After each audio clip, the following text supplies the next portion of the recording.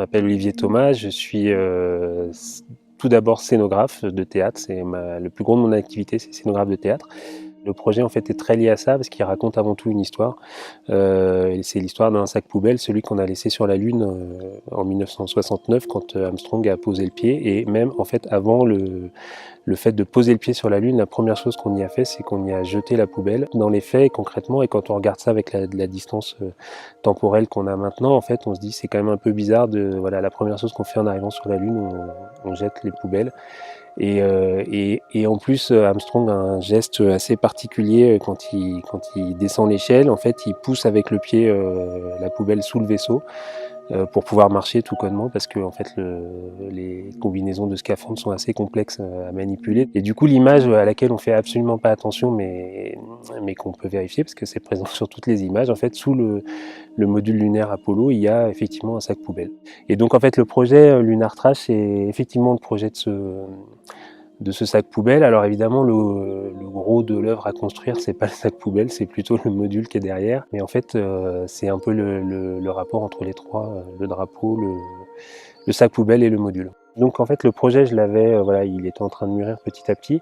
Et quand j'ai vu l'appel à projet d'Horizon Sensi, en fait, il y avait un truc assez juste en fait sur voilà, moi ce qui m'intéressait c'est le geste de dire ben en fait peut-être que symboliquement c'était une connerie d'aller jeter un sac poubelle sur la Lune. Et en fait évidemment voilà, quand on regarde l'appel à projet d'Horizon Sensi, on voit les sites et on se dit 50 ans plus tard c'est peut-être voilà, un bon moyen de questionner ce geste là dans un environnement qui effectivement est vierge. Et puis alors du coup après il y avait le site à choisir et le lac dans lequel on se trouve là, le lac de l'Estivadou, enfin, qui est un lac partiellement asséché, qui devrait l'être totalement j'imagine l'été. Évidemment quand j'ai vu le truc ça m'a fait penser à la mer de la Tranquillité, c'est évident.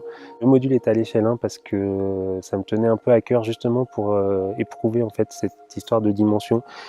Parce qu'il y a quand même deux types qui sont allés, ils étaient dedans, enfin voilà, ça là je visualise mieux, c'est un truc, c'est idiot, hein, mais c'est très concret pour moi. Et alors après, techniquement, en fait, bon, il y a un piétement en métal habillé, et puis en gros une structure en bois qui est aussi, elle, habillée.